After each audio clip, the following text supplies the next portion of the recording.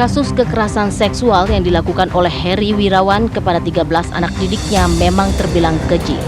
Betapa tidak, Heri Wirawan tak hanya melakukan kejahatan seksual, tapi juga melakukan eksploitasi serta menyalahgunakan bantuan sosial yang seharusnya diterima oleh anak didiknya yang menjadi korban. Kasus ini kemudian membuat Presiden Joko Widodo menaruh perhatian khusus. Melalui Menteri Pemberdayaan Perempuan dan Perlindungan Anak, Bintang Puspayoga, Presiden Jokowi meminta pelaku dihukum seberat-beratnya lantaran kejahatan yang dilakukan terbilang luar biasa. Dari Bapak Kejati yang nanti akan turun langsung menjadi penuntut umum untuk bisa mengawal kasus ini untuk memberikan tuntutan yang seberat-beratnya kepada terdakwa, karena ini tidak hanya ini sudah merupakan kejahatan yang luar biasa. Tentunya terkait dengan kasus ini, Bapak Presiden memberikan perhatian khusus terhadap kasus ini. Ini adalah kejahatan yang luar biasa. Kejahatannya tidak hanya kekerasan seksual saja, tadi sudah disampaikan ada eksploitasi dan penyalahgunaan bansos. Nah, terkait dengan kasus kekerasan seksual, karena kasus kekerasan ini dilakukan korbannya banyak, tidak satu orang, lebih dari satu, kemudian dilakukan berkali-kali. Statement kami ketika kasus ini muncul, pelaku harus mendapatkan tambahan hukuman kebiri. Lantas, seperti apa pendampingan yang dilakukan pemerintah agar para korban juga bisa pulih dari trauma akibat kekerasan yang dialaminya? Akankah hukuman kebiri untuk menimbulkan efek jerah bisa diterapkan? Tim TV One mengabarkan. Ya, ketika Presiden Joko Widodo sudah angkat bicara meminta pemerintah, bahkan di sini adalah Kementerian Pemberdayaan Perempuan dan Anak untuk mengambil alih kasus ini, hukum seberat-beratnya pelaku, semua masyarakat marah, bahkan meminta pelaku dihukum kebiri. Tapi pelaksanaannya akan sejauh apa, mengingat banyak kasus pelaku pemerkosa seringkali dihukum lebih ringan dari hukuman yang kemudian ingin dikenakan kepadanya, bukan pidana maksimum. Itu yang kemudian terjadi. Itu yang akan saya bahas di malam hari ini. Sudah hadir di studio TV One di sini Pak Ahyar Salmi. Selamat malam, assalamualaikum, sebagai pakar hukum kita di malam hari ini. Dan juga sudah hadir Mas Jasra Putra dari KPAI di sini. Selamat malam, assalamualaikum Mas Jasra. Saya sudah tersambung dan ini menjadi kesempatan yang baik pemirsa. Saat ini saya akan berbincang dengan Mas Yudi yang merupakan kuasa hukum dari 11 korban di sini. Mas Yudi, selamat malam. Selamat malam, Mbak Cita. Baik, Mas Yudi, sebenarnya saya ingin tanya perkembangan kasus ini karena beberapa persidangan sudah digelar. Bagaimana kemudian proses yang bisa dijelaskan seputar persidangan? Apakah memang berat bahwa semua bagaimana kronologis, hal-hal yang memberatkan untuk sang pelaku ini kemudian sudah disampaikan oleh korban? Ini yang kemudian menjadi tuntutan dari masyarakat bahwa agar ini pelaku dihukum seberat-beratnya. Bagaimana, Mas Yudi? Ya, terima kasih. Terkait dengan persoalan ini, perkara ini, tidak hanya masyarakat umum, terutama klien kami, orang tua korban, sangat mengharapkan, menginginkan kalau pelaku dihukum seberat-beratnya. Cuman ada persoalan menurut saya yang harus saya pertanyakan baik ke penyidik maupun ke Kejaksaan Tinggi. Ukuran seberat-beratnya kan ini jelas ada legal standing-nya, ada dasar hukumnya. Dalam pertama saya bikin laporan pada tanggal 18 Mei, di situ jelas tertera dalam laporan tersebut pasal yang dikenakan itu adalah dengan Undang-Undang Perlindungan Anak perubahan kedua. Nah, sementara ketika melihat dakwaan itu yang digunakan adalah Undang-Undang perubahan ke-1. Sementara publik ingin dikenakan hukuman seberat-beratnya, kalau menggunakan perubahan ke-1 tidak ada hukum kebiri, tidak ada hukuman pidana mati, tidak ada hukuman seumur hidup. Nah, hakim juga tidak akan memutus di luar tuntutan. Sempat tanya nggak, Mas? Kenapa? Nah, itu yang belum saya komunikasikan, tapi saya pernah komunikasi dengan penyidik kalau itu sudah menggunakan undang-undang perubahan terbaru. Gitu. Itulah yang terjadi saat ini, mungkin mudah-mudahan karena jaksa penuntut umum bukan lawan kami ya. Kami berada di posisi bersama-sama penuntut umum dalam posisi di pihak korban. Oke, pastinya keluarga korban, bahkan korban geram dong dengan hal ini bahwa bisa jadi tidak dihukum maksimum, begitu? Sangat geram. Itu sangat mencederai keadilan bagi para korban. Gitu. Kalau emang yang digunakan adalah Undang-Undang Perubahan ke-1. Baik. Sangat kecewa lah kalau itu sampai lolos perubahan ke-1 itu sampai berada dalam tuntutan. Baik, Mas Yudi, tapi Mas Yudi kan sudah berbincang pasti banyak dengan para korban.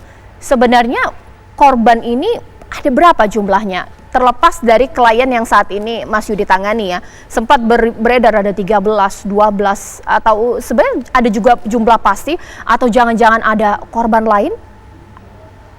Nah, menurut keterangan korban ya, ada sekitar 12-an lah sebenarnya. Menurut korban. Baik. Cuman di situ dari 12 itu yang hamil ada 8 dan ada yang 1 orang 2 kali hamil. Baik. Berarti Mas Yudi ini mewakili 11 korban, berarti ada 1 korban yang tidak diwakili oleh Mas Yudi, begitu? Betul. Itu tahukah apakah memang tidak mau untuk kuasa hukumnya atau memang tidak mau ini ke pengadilan? Sebetulnya saya hasil koordinasi dengan kejaksaan yang 8 orang itu, sebelumnya 3, yang 8 itu menjelang sidang agar memudahkan koordinasi, yang 8 untuk menguasakan ke saya, biar disatukan dengan yang 3. Oke, baik. Dan itu juga yang dari 8 itu 1 orang itu masih satu kampung dengan yang 3 orang itu yang tadinya tidak percaya. Insya Allah. Ya, baik, ditahan dulu Mas Yudi. Mungkin sekarang saya ke KPAI, Mas Jasra. Ini kenapa bisa begini? Kalau dikatakan adalah berikan hukuman yang maksimum kepada pelaku pemerkosa, kuasa hukum tidak puas dari pasal yang dikenakan. Bukan maksimum, ya apa yang terjadi? Ini anak loh korbannya. Ya, Mbak Caca, di samping kita sudah punya Undang-Undang Pelindungan Anak ya, terkait perubahan kedua itu saya kira kita juga apresiasi juga Presiden untuk menyatakan bahwa dalam kasus Bandung ini harus diberikan hukuman maksimal gitu ya. Namun dari pengacara tadi seperti apa maksimalnya tentu kita berharap nanti Pak Akhir juga menjawab seperti apa pasal-pasal yang memungkinkan untuk itu. Tapi poinnya bagi KPAI tentu karena korbannya banyak, kemudian korban ini sangat luar biasa penderitaan selama hidupnya. Saya kira undang-undang ini harus diterapkan, itu pertama. Kemudian yang kedua, kita tentu mengapresiasi misalnya pemerintah daerah kan dari awal kan sudah bergerak juga gitu ya. Dari kasus ini dari Mei ya. Kemudian termasuk juga para pendamping hukum gitu ya. Nah, saya kira tugas selanjutnya adalah karena kita punya peraturan pemerintah nomor 78 tahun 2021 tentang perlindungan khusus anak. Saya kira ini harus hadir gitu ya, di mana anak-anak korban dipastikan bagaimana rehabilitasinya gitu ya. Kemudian termasuk juga penanganannya harus terintegrasi gitu ya. Kadang-kala kan kita melihat kasus anak ini di awal ribut gitu, tapi di belakang enggak. Tapi yang ini agak unik saya lihat. Setelah 6 bulan lebih berlalu baru viral gitu ya. Nah, saya kira mudah-mudahan kasus ini bisa masuk lebih jauh karena kalau kita lihat kata Kementerian Agama gitu, ini adalah data fenomena gunung es. Kalau saya menyebutkan ini adalah data fenomena data yang besar. Baik. Nah, oleh sebab itu ini harus bergerak bersama untuk melakukan upaya-upaya yang lebih sistematis gitu. Baik, Pak Ahyar, dijawab dong kenapa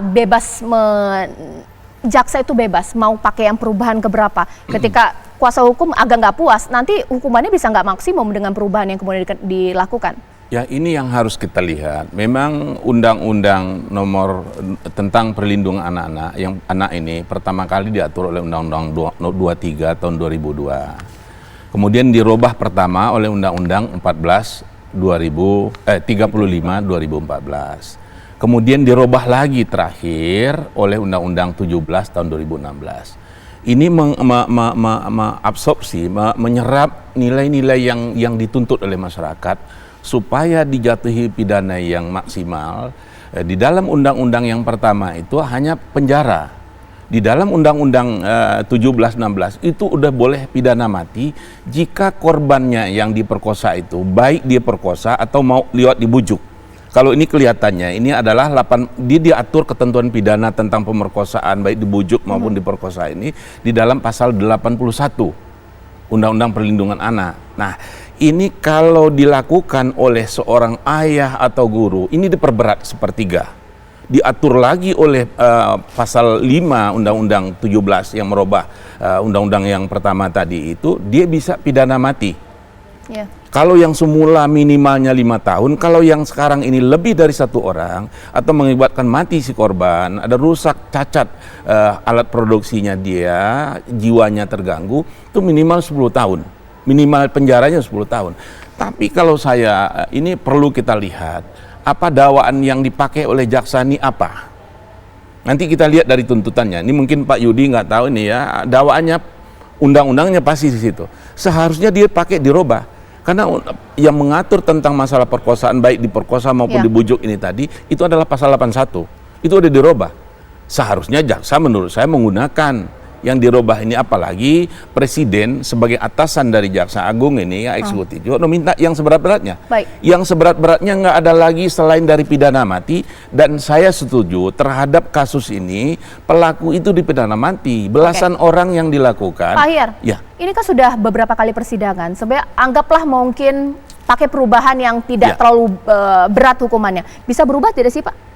Kita lihat nanti Oke. dakwaannya gimana. Dia Baik. memang harus, kalau dia sebut pasal aja kita lihat nanti. Baik. Apakah kalau nggak ditentukan hakim mau Baik. nggak? Kita lihat nanti tuntutan. Masih bisa di hakim yang nanti akan memutuskan Iya, seperti kita itu. lihat pasalnya Baik. yang di situ. Mas Yudi, nanti saya ingin tanya sebenarnya suasana dari para korban ini, sebenarnya ingin pelaku ini dituntut sama seperti tuntutan masyarakat Kebiri, atau jangan-jangan seperti Pak Ahyar di sini bahwa pelaku juga bisa dihukum mati. Usai jeda berikut.